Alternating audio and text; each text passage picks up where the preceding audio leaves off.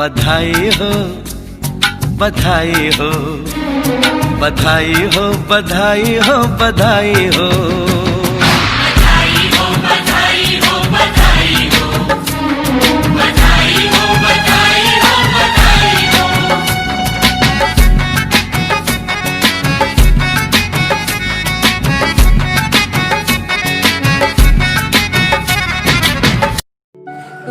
के बाद में मैंने जैसे कांस्टेबल के पद में चयनित हुई थी, उस टाइम मेरे पास में कोई डिग्री वगैरह नहीं थी। मैंने 12वीं पास कर रखी थी, तो मेरे पास में कोई ऑप्शन ही नहीं था कि मैं कोई आगे तैयारी करने के लिए कुछ करूं। उसके बाद में मैंने बीए करी, ऑन ड्यूटी रहते हुए बीए की, एमए भी किया था। उसके बाद में मैंने कोई वैकेंसी आई नहीं थी क्योंकि मेरे पास में और कोई डिग्री नहीं थी। तो 2016 में जो सब इंस्पेक्टर की वैकेंसी आई थी उसमें मैंने फॉर्म भरा था और मैंने ड्यूटी के दौरान घर का पारिवारिक सामंजस्य बनाए रखते हुए और ड्यूटी में भी जितने ड्यूटी करने के बाद में जितना टाइम मिलता था उस टाइम को निकाल कर मैंने पढ़ाई की और उस पढ़ाई की बदौलत ही आज मुझे ये सफलता हासिल हुई। पढ़ाई का सामंजस्य इसमें मेरे परिवार का भी सहयोग मिला, जैसे बच्चों को रखने करने में या और कोई थोड़ी बहुत प्रॉब्लम आती तो उसमें, और बाकी जैसे भी ड्यूटी होती थी उसके बाद मैं टाइम एक्स्ट्रा निकालती थी घर पे, जैसे काम काज को कम करके या और भी जितनी ड्यूटी थी उस ड्यूटी से आते ही पढ़ाई करने लग जाती थी। उस संघर्ष के बारे में तो क्या कहूँ, वो तो संघर्ष है तो बहुत ही बड़ा संघर्ष था कि मेरे माता पिता को भी ये पता नहीं था कि शिक्षा के बारे में इतना महत्व का पता नहीं था कि शिक्षा क्या है, उनका महत्व क्या है।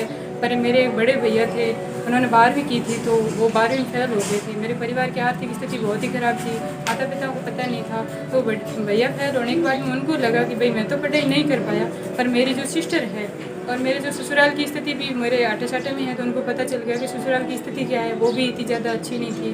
तो उन्होंने पढ़ाई का ये ठान ही ली कि सिस्टर को पढ़ूंगा।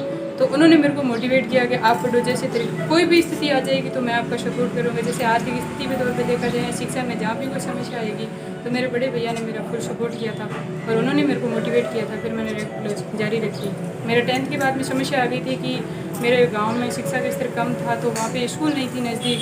तो सबने बोल दिया कि स्कूल नहीं है तो अब क्या, छुड़वा दो, घर का काम काज करते रहेंगे। भैया ने कहा नहीं छुड़ाऊंगा तो नहीं। मेरे को पूछा आप पढ़ाई कर लोगे क्या? मैंने कहा कि बिल्कुल करूँगी पढ़ाई, मेरे को जैसे आप करना चाहोगे प्राइवेट या कहीं नवोदय के लिए। तो नवोदय वाली सीटें फुल हो गई, वहाँ मेरे को नंबर मतलब सीट नहीं मिली थी। फिर उसके बाद में मेरे को भैया ने प्राइवेट पढ़ने के लिए किताबें ला के दी, तो मैंने घर पे ही तैयारी जारी रखी और मेरे सीनियर में 64 बढ़ी। तो उसी में फिर मोटिवेट हो गई कि मैंने अगर प्राइवेट करते हुए भी मेरे इतने अच्छे परसेंटेज बन सकते हैं तो मेरे को कोई कोचिंग या ऐसी कोई शिक्षा संस्था की कोई ज़रूरत नहीं है, मैं कर सकती हूँ सेल्फ स्टडी। इसी में मोटिवेट। फिर मैं 2009 में मैंने सीनियर कर ली थी। उसके बाद में मेरा एसटीसी में सिलेक्शन हो गया था, 1.5 साल एसटीसी की। फिर जो ये वैकेंसी आई तो इसमें मैंने एग्जाम फॉर्म भर दिया था, तो मेरा कांस्टेबल में चयन हो गया था। तो उस टाइम मुझे यूँ लगा था कि एसटीसी करूँ या मैं इसमें आऊँ। मेरे सामने 2 ऑप्शन खड़े हो गए थे। तब मुझे लगा कि मेरी जो फर्स्ट सर्विस मिल रही है, पता नहीं एसटीसी में कब मिलूँगी। मेरी जो आर्थिक स्थिति है इस हिसाब से मैंने इस सर्विस को ज्वाइन किया। मेरे बहुत बड़ी खुशी हुई थी और मेरे से ज़्यादा मेरे माता पिता को खुशी हुई थी कि जिस परिवार के घर में कभी किसी ने उम्मीद ही नहीं की थी कि ये घर भी इतना आगे प्रोग्रेस कर सकता है, ये बच्ची प्रोग्रेस कर सकती है। तो मेरे परिवार वालों को, मेरे गाँव वालों को भी बहुत खुशी हुई थी।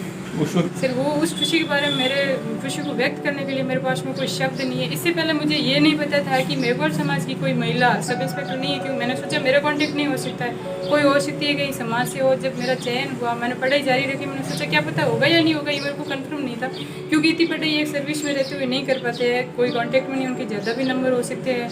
इसके बाद में जैसे जैसे आगे आगे स्टेप बढ़ते गए, मैं स्टेप पार करते गई और लास्ट में जब ये चयन वाले मेरे पास में मिला समाचार कि आपका चयन हो गया तो बहुत बड़ी खुशी हुई। उसके बाद में जब इधर उधर चली कि आप तो महिला समाज की फर्स्ट लेडी हो जो सब इंस्पेक्टर में चयन हुआ, तो मुझे इतनी खुशी हुई जिसकी मैं मतलब शब्दों में व्यक्त नहीं कर सकती उस खुशी को। उन बच्चों के लिए मेरा यही संदेश रहेगा कि हारना नहीं चाहिए कभी, अपन को बाधाएं नहीं रोक सकती। अपना जो हौसला है वो अगर बुलंद है तो अपनी बाधाएं कहीं न कहीं तो अपन को सपोर्ट जरूर मिलेगा। ये नहीं है कि अपने परिवार की आर्थिक स्थिति खराब है तो अपन को कोई सपोर्ट करने वाला नहीं, कहीं न कहीं कोई न कोई तो मार्गदर्शक मिलेगा ही मिलेगा। आप इसमें ऐसा करो, उनसे आप मार्गदर्शन देते रहे, हिम्मत नहीं हारनी चाहिए। अपने परिवार वालों को अगर वो कोई बाधा खड़ी कर रहे हैं कि आपको पढ़ाई नहीं करनी चाहिए, उनको समझाए जैसे तैसे करके अपनी राह में शामिल करने के लिए उनको समझा कर अपने साथ में शामिल करें। फिर अपन पढ़ाई को जारी रखें या जो भी बाधा आ रही है उसको सॉल्यूशन करने की कोशिश करें, न कि हार के बैठ जाएं। हार के बैठ जाएंगे तो बाधाएं ज़्यादा ही आएगी। ये नहीं है कि एक बाधा से हार गए तो दूसरी बाधा नहीं आएगी, और जो अपन बाधाओं का सामना करता जाएगा तो बाधाएं अपने अपने कम होती जाएगी।